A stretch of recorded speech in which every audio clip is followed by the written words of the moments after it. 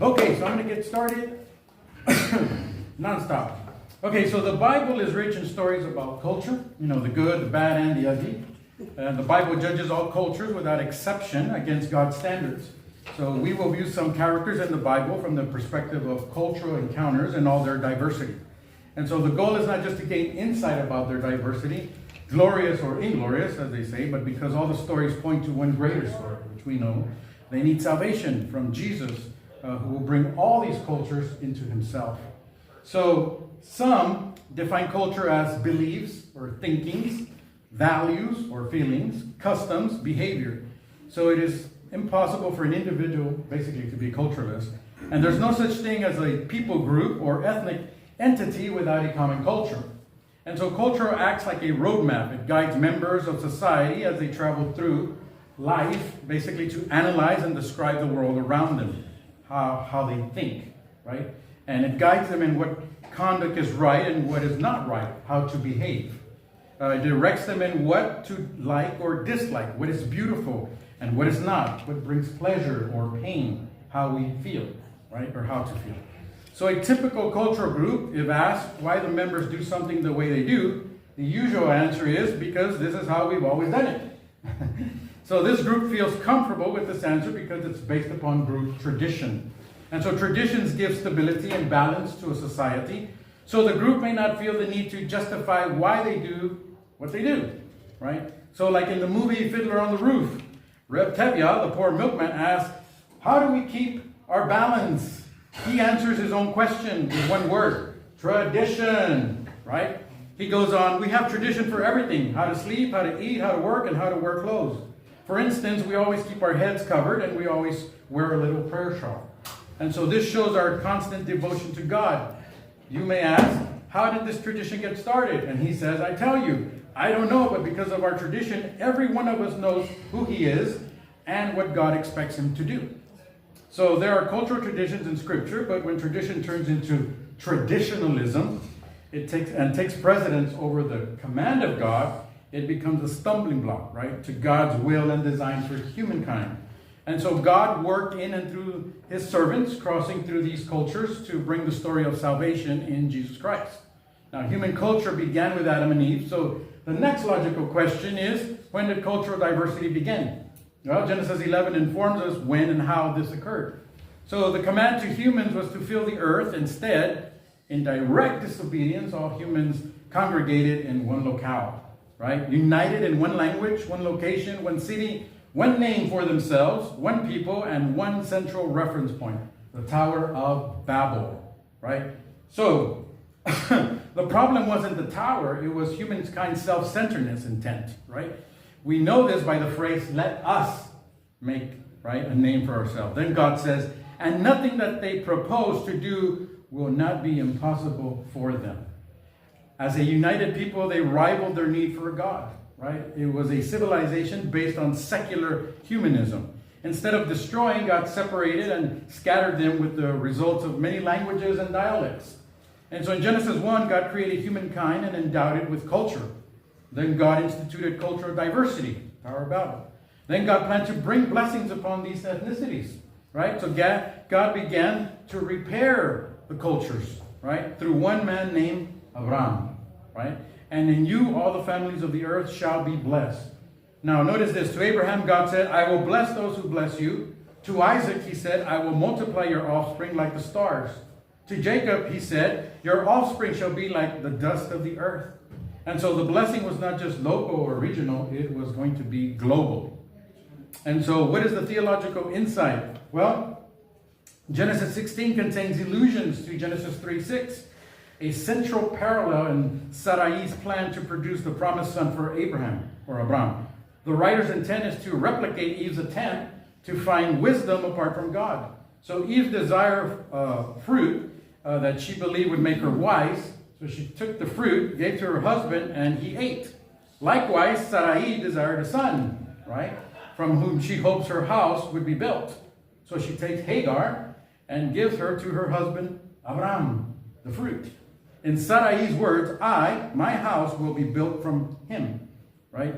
Sarai's plan, like Eve, is to attempt to achieve God's blessing on her own without God's help. And so Sarai's plan, although seems successful, it does not have divine approval. And that's the thing here, right? There is no divine approval of this. Another parallel is after the fall in Genesis 3:9, the Lord asked Adam and Eve a question, "Where are you?" In chapter 16, the Lord finds Hagar and greets her with the question, where have you come from, and where are you going? And so there's a lot of parallels in the Bible. And they always go back, for some reason, back to Genesis. So tonight we're going to study Hagar, right? Sarah and Hagar. So the setting, verse 1, it says, "Now Sarai, Abram's wife, had borne him no children, but she had an Egyptian slave named Hagar." So Sarah is the second woman mentioned in the Bible after Eve. She is Abraham's wife, and today she is often referenced as a pair. Every time they mention Abraham, they mention her.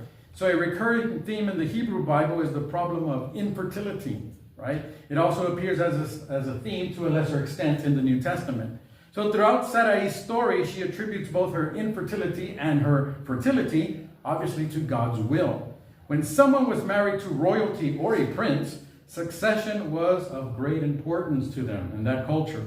So it was common that there be a hereditary or dynastic kind of succession of rule. So to have a male heir was obviously crucial. So Sarai knew that she needed an heir, especially after God made the promise, right? And Sarai was thinking that it was her fault that the promise could not be fulfilled.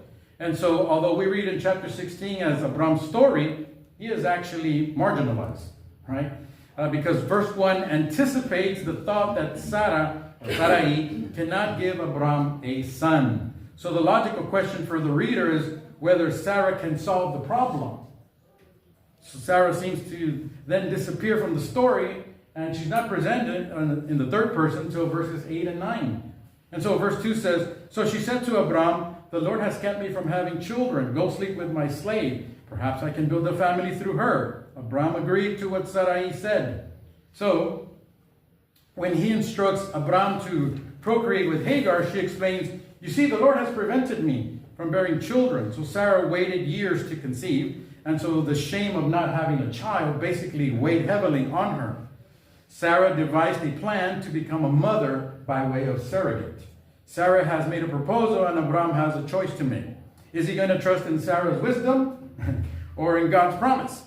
So sadly, he chooses Sarai's limited human wisdom as we read. Abram agreed to what Sarai said, right? Sarah is not always subject to Abram's whims, right? In fact, this part of her story shows a true reversal of power. She tells Abram what to do. He's not the one in charge. So the father is traditionally the head of the household in these stories. He owns the property, including the enslaved people, and he brokers marriages on behalf of the family. In this part of Sarai's story, she takes on the role of controlling procreation. So Sarai's story helps us to view into the roles that women play in this patrilineal descent, which was so important in the ancient world. So in this case, it is far more important than Abram have a male descendant than to remain sexually faithful to his wife. So to our 21st century minds, I cannot imagine any wife thinking that it would be a good idea to provide her husband with another woman to sleep with. Normally, a man gets a wife, or his parents get one for him. But here, the wife gets another wife for her husband.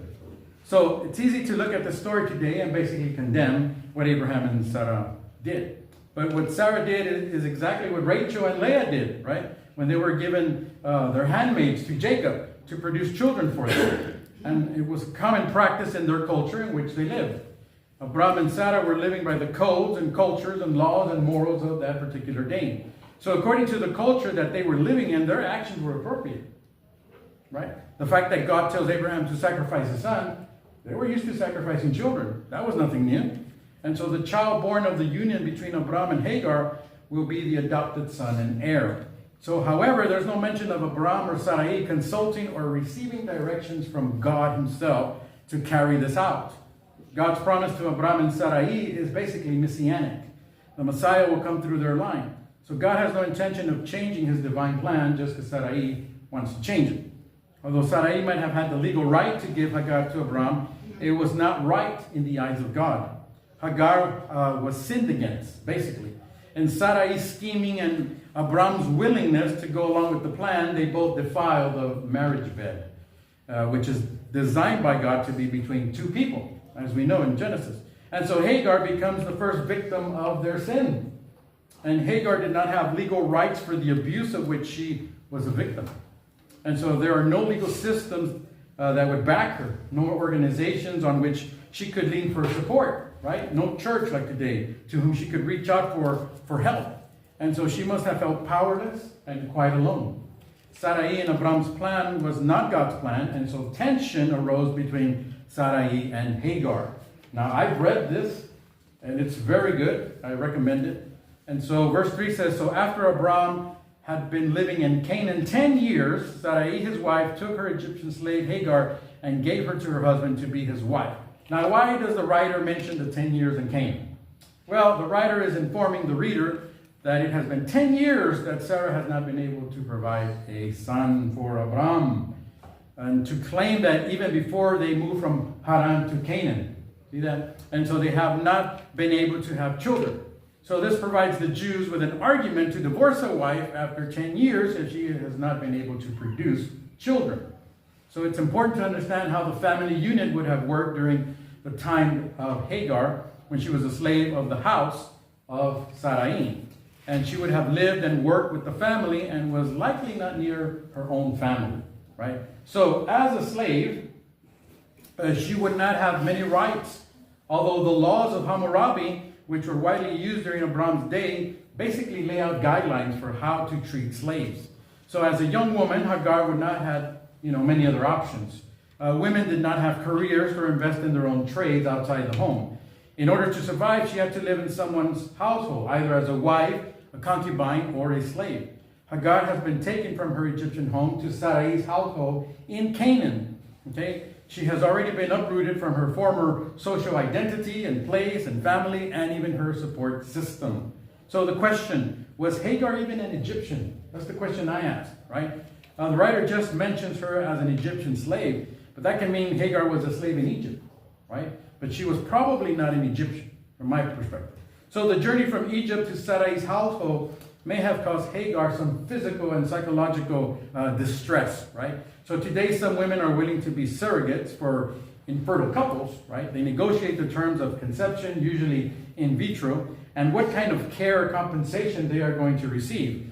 But that was not an option for Hagar. You didn't negotiate with your slaves, you ordered them, right? My husband needs to have a son, right? The Lord has withheld me from having children, so you're going to do it in my place.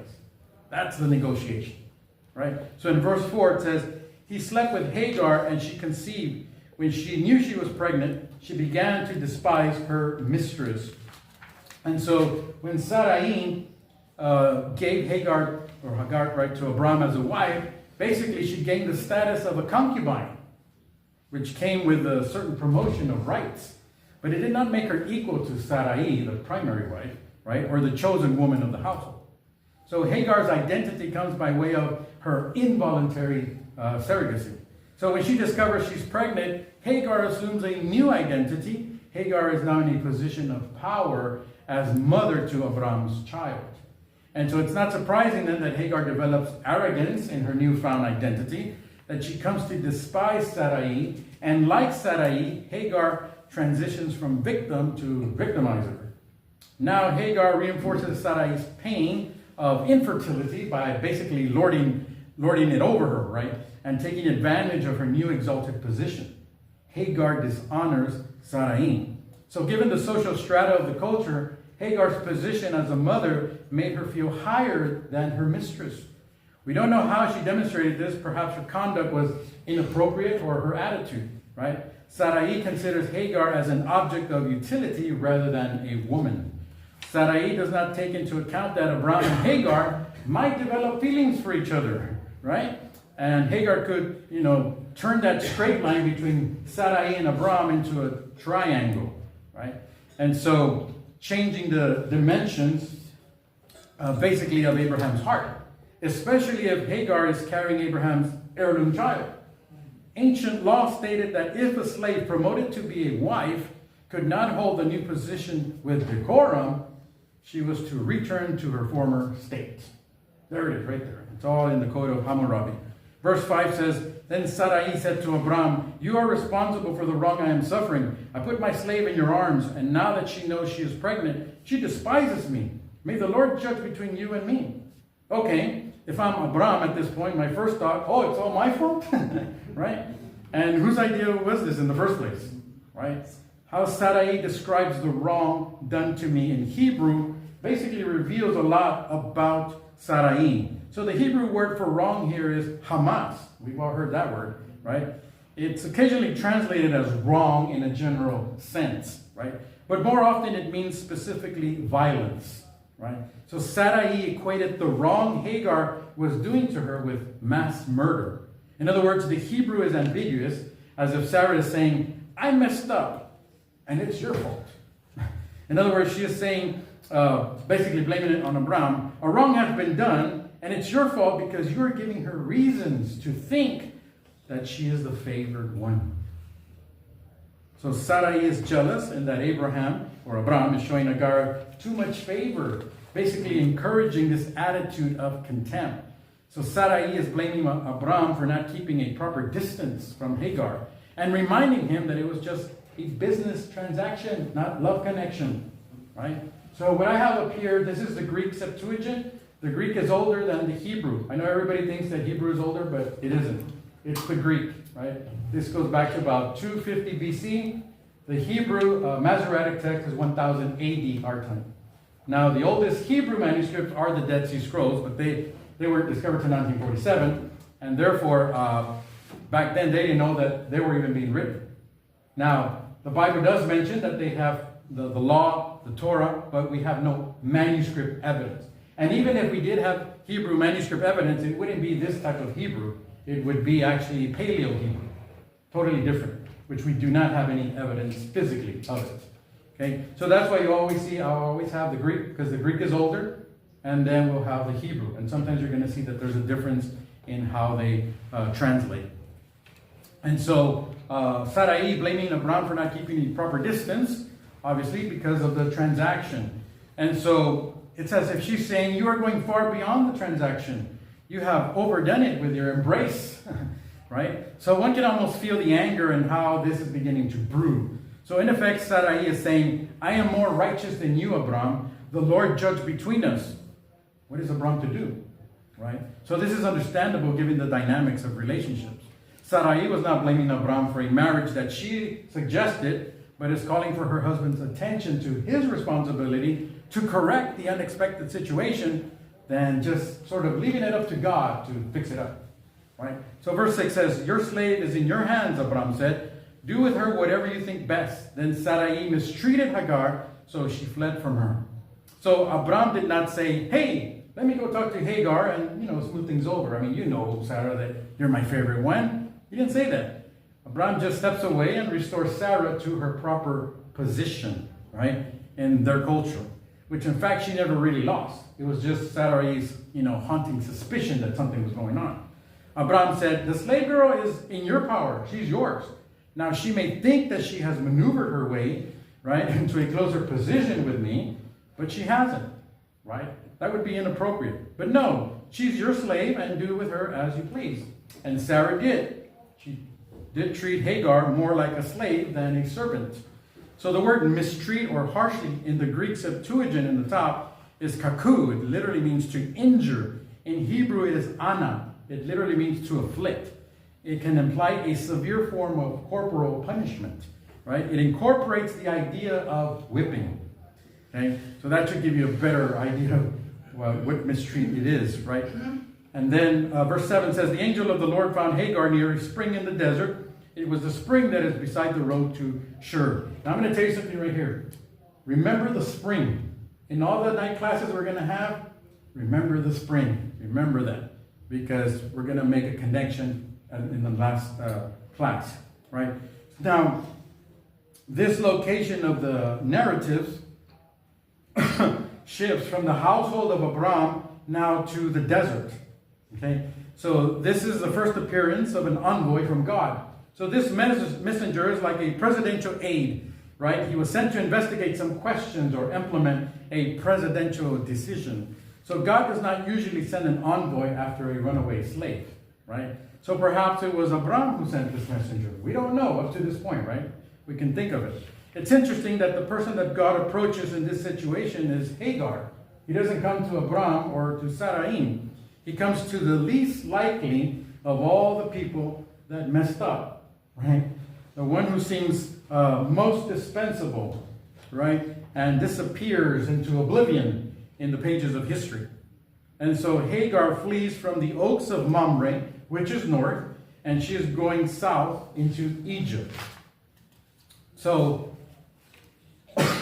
home was not a place of wonderful prospect. She was sold in slavery years earlier. So she's not going home necessarily to a happy ever after situation. The best years of her life are probably better with Abram and Sarai. Now the wilderness of Shur is between Canaan and Egypt. Hagar by this point would have been walking a week already and was close to the border of Egypt. So does she stop by the spring just to get a drink and rest? Or does she stay overnight? Or does she hitch a ride or see some kind of new master that will take her in? Or is she nearly home to Egypt? So verse 8 says, and he said, Hagar, slave of Sarai, where have you come from and where are you going? I'm running away from my mistress Sarai, she answered. Well, Hagar probably thought, who is this being that knows my name and knows I'm a slave of Sarai? So notice he addresses her in the status of humility and not as Hagar, the wife of Abram. The mentioning of Hagar's name by the messenger contributes to Hagar becoming a real person in the story, in contrast to Abraham and Sarah, who never mentioned Hagar's name. You can read the whole story, they never mentioned her name, right? So the question, where have you come from? Well, Hagar was coming from a place that really and probably, at least in her life, was as good as it gets, right? The second part of the question, where are you going? And so when we are moving, the trajectory of our movement is one of two things. We are going from a place that is not so good to a place that is better, or we are going from a place that is better to a place that is not so good. So for Hagar, even if you're pregnant, better all the dangers in the desert than humiliation in Sarai's house. Hagar has lost her home, Sarai her maid, and Abram his second wife and child up to this point. And then in verse 9, the angel of the Lord told her, go back to your mistress and submit to her. Now, notice the messenger did not say, return to your husband, Abram. Very interesting. So the instruction for the messenger to go back seems harsh, especially to travel back another week on the road when she was so close to home. So the writer does not inform the reader whether she does return to her mistress by this point. And when the baby is born, Sarai is nowhere to be found. The angel of the Lord has some unique quality, and when this individual shows up, the thing that distinguishes this angel is his authority. Unlike other angels who say, God said this, God said that, this angel speaks in the first person singular. I will do this, I will do that. Speaking with authority as some other species of being. At first glance, we might be troubled by this instruction. We might wonder why she is told to return to a toxic situation. Right? I suspect he sends her back for her own safety. A young, pregnant woman should not be wandering in the desert alone. So we can picture her coming nervously, questioning back into the encampment. Right? She may be afraid of getting another beating. And so she's probably wondering if she will even be allowed to have access to speak to Abram and tell him what happened in the desert. Who spoke to me? So she's probably bursting to tell the news, but wondering how she will be received. Or if they will even believe her. Perhaps the reception was very cold, especially from Sarai. So the idea here of submitting to her is actually invoking an ancient Near Eastern custom. In other words, fall, prostrate on your face before her.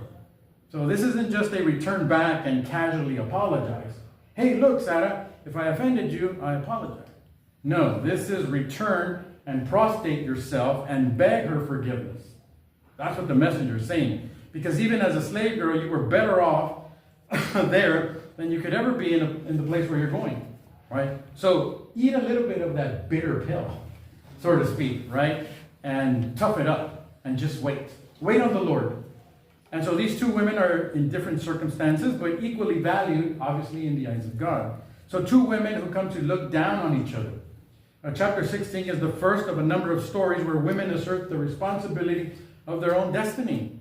right? While one is young, poor, and fertile, the other old, wealthy, and infertile, right? So God addresses both by name, something unheard of in the ancient world. After all, these are women, and everybody knew that the gods only speak to males, not females, right? Or anything in between.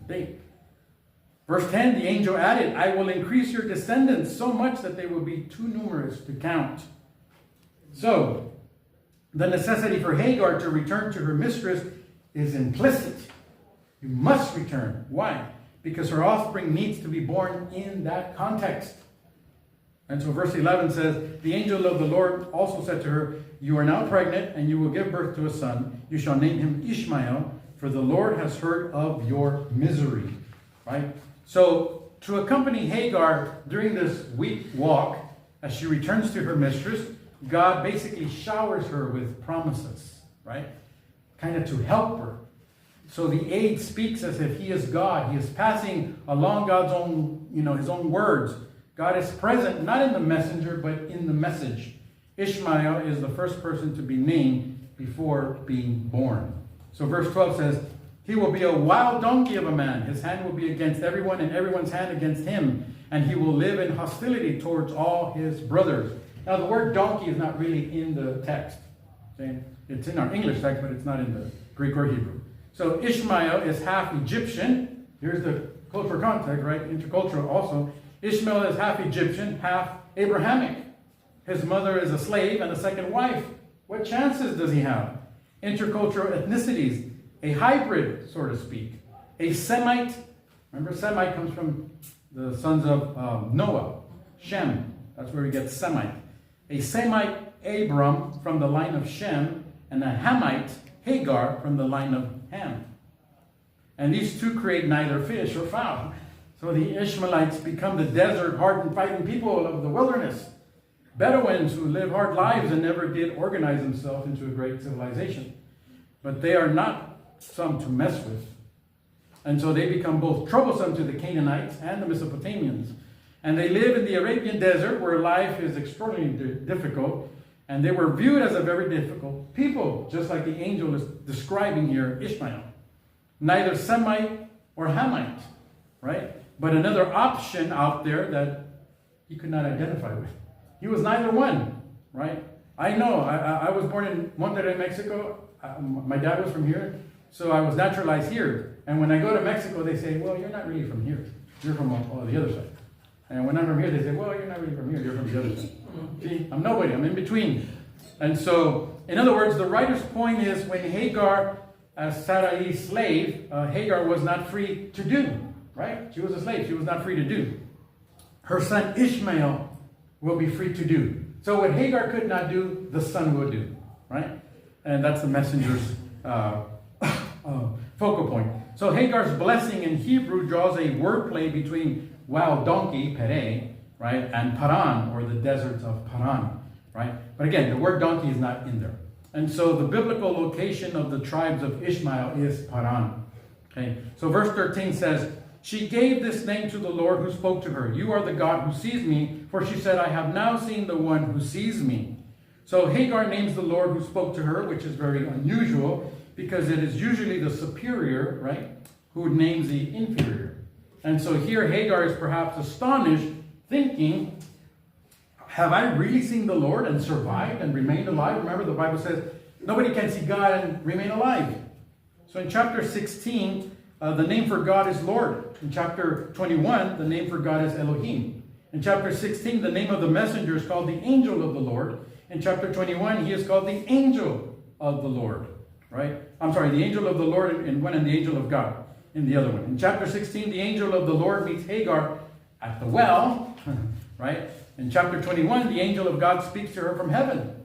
So Hagar is, in the scriptures, basically the first theologian. She is the only person in the First Testament who gives God a name. Hagar knows that theology is doxology, but it's paradoxical too, right? For the writer of Genesis to say that Hagar named God because Hagar does not know at this point that his name is Yahweh, right? We don't know God's name is Yahweh until you get to the Exodus. So we have different manuscripts in Hebrew. One will say, in the beginning, Elohim created the heavens and the earth. Another manuscript says, in the beginning, Yahweh created the heavens and the earth. Well, you can't put Yahweh because we don't know his name yet till the Exodus. And so that's how we know there's different writers, right? And then we have another writer that comes and puts it all together. Like, I can't use this, so I'm going to take this out. I'm going to omit it because we don't know God's name yet. And then we're going to bring this other thing in, right? To complete the story. And so Hagar knows that seeing God's messenger is basically like seeing God himself without the danger of dying. He has seen her and she has seen him. Verse 14 goes on to say, that is why the well was called Be'er Lohai Rai. It is still there between Kadesh and Bered. Notice that it says it is still there. Okay, so the well of the living one who sees me. So the audience reading or hearing this story, they're familiar with the well, right? We're going to make that connection with the well, right? It was a spring, not a well. Okay, verse 15 says, so Hagar bore Abram a son, and Abram gave the name Ishmael to the son that she named, right? To the son, that she bore. Verse 15, so Abram obviously names his son Ishmael because Hagar told him the name that the angel said, right? Again, we're not told in the story if Hagar returns specifically to Sarah, but if anything, she does return to Abram. Now, some would have liked that the story end with Hagar naming the child. So Abram naming Ishmael confirms that his acceptance of this child as told by Hagar concerning the angel was true, right? It is Sarai's right place as the mother to name her adopted child with her husband, but she's nowhere to be found, right? It's her place. But the writer omits details at the end of the story about Sarai. And so Sarai was the one who began the process of this whole child, right, to build up her house for Abram. But guess what? Now she realizes after all this, her hope would not be built up. On the contrary, it's Abram and Hagar that are being built up in the story, right? At this point in the story, verse 16, Abram was 86 years old when Hagar bore him Ishmael. Now, remember, the Jews love gematria, numbers, right? All the numbers have a meaning, right? So 14 years later, Isaac was born to a 99-year-old Sarah and a 100-year-old Abraham. So not long after, Sarah observed Ishmael, dishonoring the infant Isaac by mocking him. Everybody remembers that, right? So this offense displeased Sarah that she persuaded Abraham to expel Hagar and Ishmael permanently from their community. Sarah never quite tells Abram that Hagar is the primary problem. Instead, what she does is she recruits Isaac as the reason for throwing out Ishmael along with the mother. Right? Cast out this bondwoman and her son, for the son of this bondwoman should not be heir with my son. Strong words. So Sarah is aware that when she throws Hagar out of the house, Hagar has no social protection. In Sarah's religious zeal to shape their religious future, and in her love triangle torment, she forgets that God is the God of Hagar as well. So the Jewish Midrash, these are writings of the Jews, it's called the Midrash, tells us that after Sarah dies, Sarah's son brings Hagar, renamed Keturah, back home, back in Genesis 25:10. Isaac seems to understand that his father cannot be whole without Hagar's love. So in this way, Isaac guarantees that Abraham will find comfort in his final years. Okay, this is not in the Bible. This is Jewish writings or commentary. Okay? So they believe Keturah is Hagar. So after reading this, one could conclude that Sarah was a mean, jealous wife, out to harm the powerless subordinate. Twice, Sarah did not seem to care if Hagar and her child survived a scheme that she herself orchestrated. So as if they were just objects with no value by the end of the story. Sarah becomes an ungrateful, overprotective mother who got rid of her rival, guilty of mistreating an innocent, inferior attendant. For Hagar, running away likely offered her a temporary illusion of being in control. That's right. She's making the decision where she's going. She's in control. Even if she did not know where she was going, at least she could feel that she was the one deciding what direction to take. So it is not difficult to sympathize with Hagar's identity crisis. Hagar is the only woman in the Bible whom God personally promised a multitude of offspring, and the only person in the Bible to give God a name. Right? So, is it possible that Hagar and Sarah at one time had a good relationship to some point? You ever think about that? I mean, it makes sense, right? For some reason, Sarah trusted her enough. I mean, she had other concubines. She trusted her to a certain point, maybe even respected her. So the problem with Sarah and Hagar erupted when Sarah got caught in her own fears, when she temporarily lost faith in this new God that Abraham was following. And she felt the need to take matters into her own hands, right?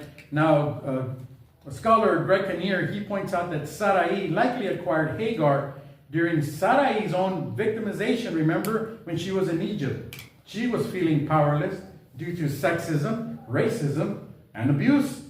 At times like Sarai, hurt people to be in control, right? Everybody remembers when Sarai got taken.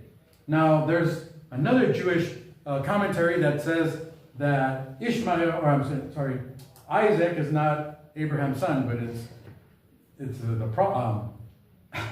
I lost my train of thought. The Pharaoh's son. That's interesting. And you go back and think about it. It's not biblical, but their commentary makes it very interesting. So Sarai would act like both the Pharaoh in Egypt and her husband by seeing Hagar as property and not as a valuable person, and giving her to Abram to be used sexually for Sarai and Abram's own purposes, right?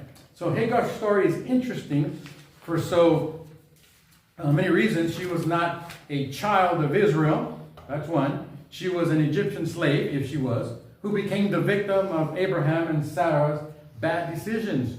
Yet even while she was powerless in her circumstances, she was not overlooked by God. Hagar was one of those independent souls who over time forced us to come to terms with an entire institution whose purpose was to dehumanize others. If you ask me, she should have been in the list of heroes of the faith in Hebrews chapter 11. Honor and shame in these cultures. We in the West, obviously, we miss the importance of honor and shame values in biblical cultures. Honor is the worth of or value of a person, both in their eyes and in the eyes of the village, the neighborhood, society, the public. It's the nature of respect, reputation. I remember in the Karate Kid, if you saw Karate Kid Part 2, remember the bad guy comes at the end, and what does he say? I'll get respect, honor, if I do this, right? From them, from the crowd, right? So shame is basically it's very painful feeling or experience of believing that we are flawed, unworthy of love, unworthy of belonging. So it's the fear of disconnection in those cultures. So over a 25 period of Sarah's life, she experienced both honor and shame. As the wife of Abraham, she held a position of honor with the community. She was honorable that two kings wanted her, Pharaoh in Egypt and Abimelech in Canaan. Right? They attempted to take her as their wife. But over time, her inability to bear children brought shame to her. Right? Not only was Sarah frustrated, she was devastated. Her very personhood and that of her son were attacked by the actions of Hagar and Ishmael, according to her. And so, Sarah's conflict, right? The interaction between Sarah and Hagar was truly cross-cultural. The writer repeatedly tags Hagar as an Egyptian, as a slave. And the writer goes out of his way to remind the reader of this 3 times. If Sarah permitted Hagar to persist in her actions, then Sarah's own actions and personhood in the eyes of the community would be compromised in their culture. Right? We don't know about that stuff. So this is where the Hebrew language helps us to see the tension in the phrase, she looked with contempt on her mistress. So with contempt in Hebrew is kala. It literally means to be made light of. The Greek reads, the lady was dishonored, atimaso. That literally means dishonorably with indignity, perceived as having no value. Right? So the wording makes all the difference. It helps us to understand it better. Sometimes our English translations try to smooth things out. They don't want the Bible too rough. Right? So this is why the ESV has an alternative reading. Her mistress was dishonorable in her eyes. Right? So in that society, this was the highest form of offense. Hagar was manipulative. Sarah was humiliated. And 14 years later, Hagar's son did a similar dishonor on Sarah's newborn son, Isaac. Again, the writer mentions in Genesis 21:9, but Sarah saw the son of Hagar, the Egyptian, whom she had borne to Abraham, laughing. Now, the word laughing is intensifying the Hebrew word saka, meaning to mock or to kind of jest at. So here the Greek Septuagint has the word paiso, right? Kind of sounds like payaso in Spanish, like a clown, right? Playing in English. That's how the English translates it. So properly it means to play like a child, to play, to sport, to jest, right? To give way to hilarity, especially by joking, singing, or dancing. So there are many ways that probably Ishmael did this, mocking. So either way, shame is intended. It doesn't matter, right? Likewise, Ishmael wanted Isaac to be seen as flawed and unworthy, hoping to disconnect his relationship with his father so that Ishmael would be seen as the undisputed son of the blessing. So Isaac was too young to understand Ishmael's mocking or playing, but Sarah understood it, right? The implications of such shame on the one whom God promised. And you're laughing at him. You're mocking him. So what does Sarah do? Like any other mother, she acted to preserve Isaac's honor. Cross-cultural insight. Sarah's behavior toward Hagar throughout these chapters reveals principles related to guilt, innocent, and honor and shame system, so that we are to keep in mind when we are engaging in cross-cultural interaction today. In the West, we recognize that our cultural orientation is primarily guilt, innocence, right? We are concerned about justifying our actions in a guilt-innocent framework. Guilt is about what I have done. And so in most non-Western cultures, life is seen from a collective society that values group participation and affirmation. And so they are concerned about justifying their actions in an honor and shame society. Shame is about who I am, right? So this is one reason the Jews could not accept Jesus, because he was claiming to be a one-man Israel rather than a national Israel society. Also, in the Middle Eastern society, the individuals do not place blame on themselves. So if you were with me for the Vacation Bible School of the parables, I mentioned this in the parables. We see the scriptures with the lost sheep, the lost coin. The shepherd nor the woman in the story say, I lost the sheep or I lost the coin. Because they don't do that, right? They would say, the sheep got lost. The coin got lost. See, it's about honor and shame. That's why she has to throw a big old party. And so they will never admit fault, because why? It is shameful in their culture. So anything that Hagar was doing or Sarah was doing, they're not going to admit the fault, right? And so what is the cross-cultural takeaway from this? Well, most non-Western people today have the same honor and shame value system that we read about in biblical culture. So in presenting the gospel today, we need to be aware of the difference between their frame of reference and our Western guilt-innocent orientation to lead more sensitivity on our part, right?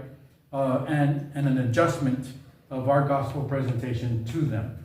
So Sarah and Hagar, two cross cultures. She was from Ur, right?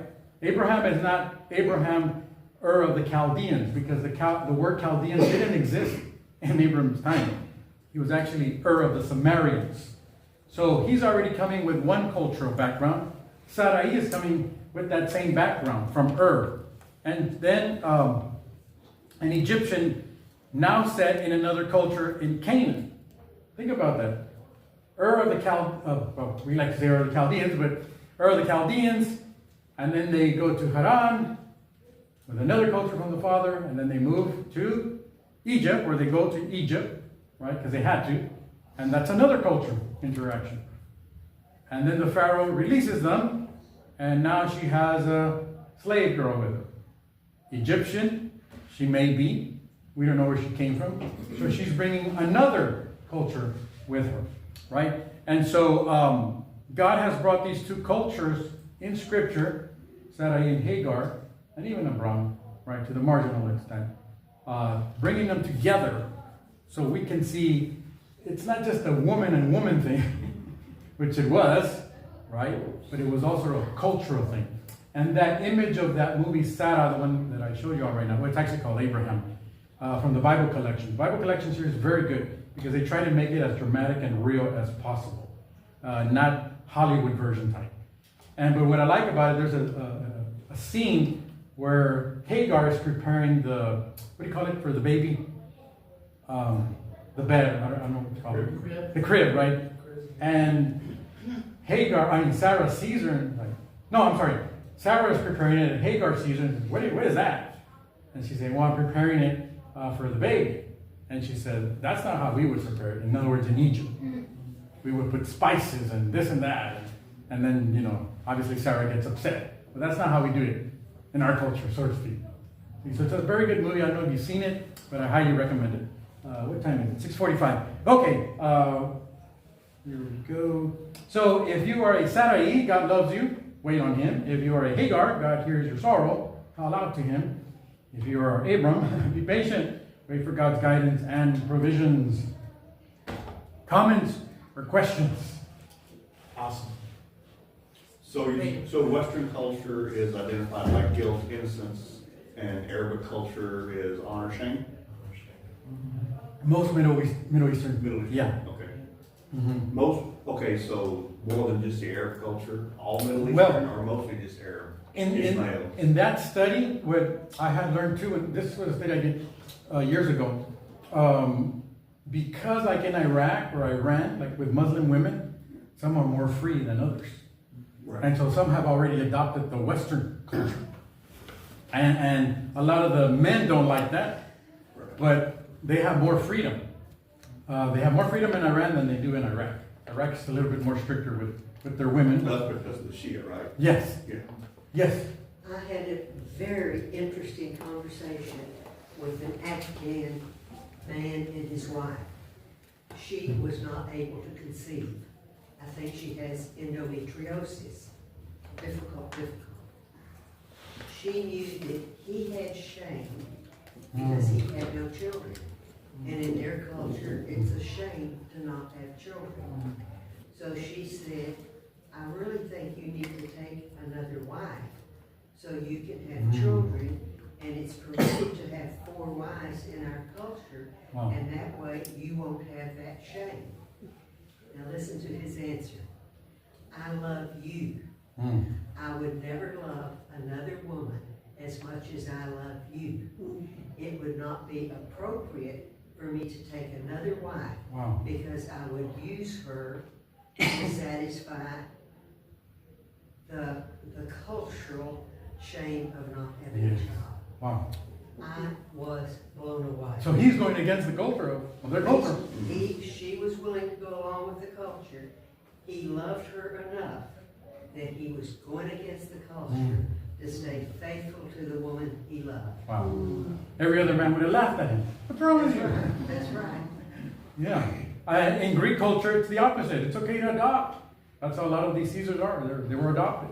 There's nothing wrong with that. Can't have kids, we'll adopt. Any other comments or questions? That's what I would have suggested to adopt, but I didn't make that. It wasn't me to make that suggestion. Anything else? I'll just end with a word of prayer, then go to your prayer.